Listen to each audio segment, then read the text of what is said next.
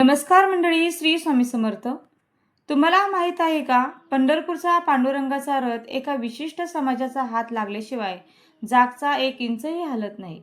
होय, पंढरपूरमध्ये आषाढी आणि कार्तिकी एकादशीला जुन्या जाणत्या लोकांच्या आणि स्थानिक परंपरेनुसार जोपर्यंत वडार समाजाचे मानकरी रथाला येऊन स्पर्श करीत नाहीत, रथाची पूजा करत नाहीत किंवा रथाची चाकं पुढे सरकवण्यासाठी पहिला हात लावत नाही, तोपर्यंत रथ हा पुढे सरकत नाही.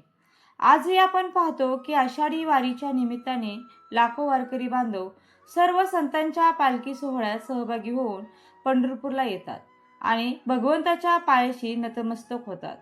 पंढरपूरला येणाऱ्या लाखो लोकांचा हिशोब करणे कठीण आहे. तर या आजच्या व्हिडिओमध्ये भगवंताने सांगितलेल्या याच रथयात्रेचे रहस्य आज आपण जाणून घेणार आहोत.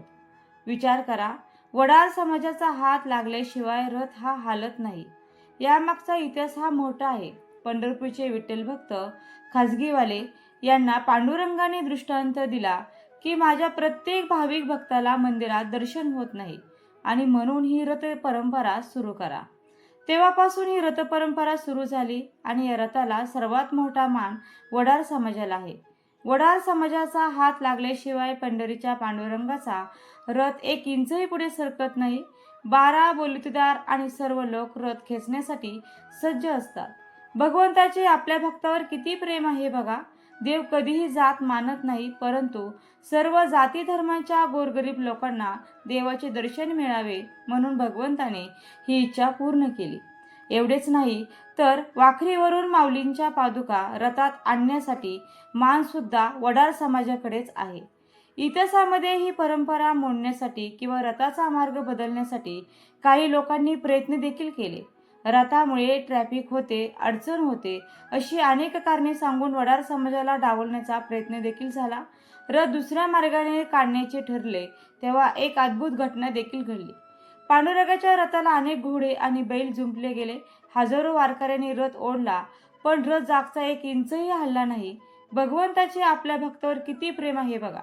माझ्या वडार समाजातील व्यक्ती जोपर्यंत येत नाही तोपर्यंत मी इथून हलणार नाही, जणू हाच कौल भगवंताने प्रत्यक्ष दाखवून दिला.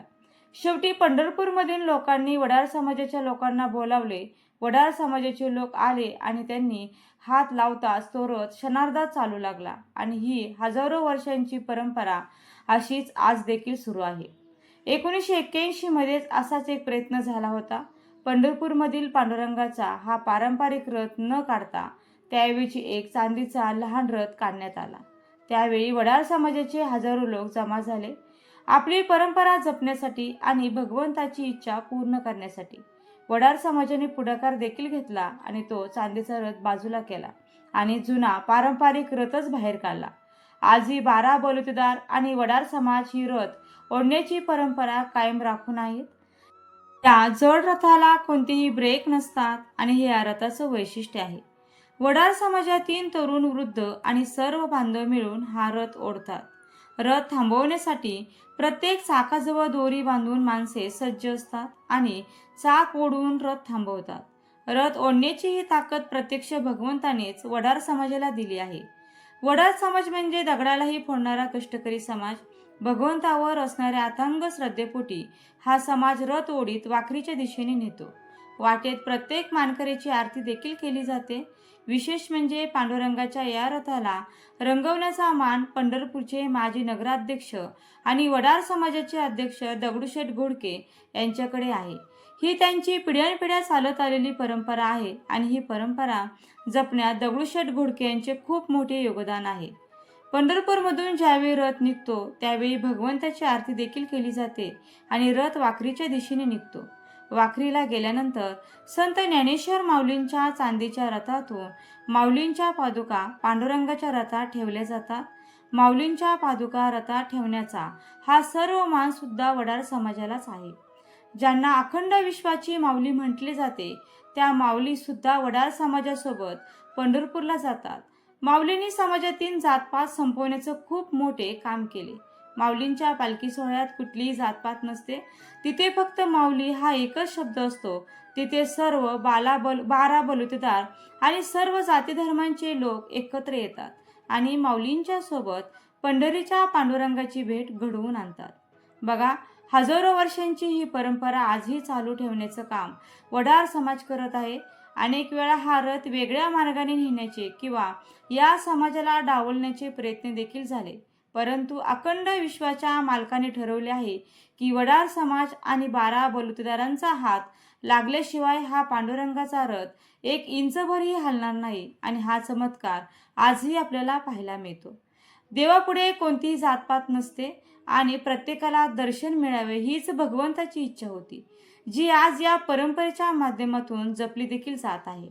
तर बघा, देव कधी जातपात मानत नाही, तर तो फक्त भक्ताची खरी श्रद्धा पाहतो. हेच या अखंड परंपरेतून दिसून येते. तुम्हाला ही माहिती कशी वाटली हे आम्हाला कमेंट करून नक्की सांगा. चला तर मग सगळ्यांनी मिळून एकदा प्रेमाने म्हणा, रामकृष्ण हरी. जय जय रामकृष्ण हरी. व्हिडिओ आवडला असेल तर व्हिडिओला नक्की लाईक करा, शेअर करा आणि चॅनलला सबस्क्राईब करायला मात्र अजिबात विसरू नका.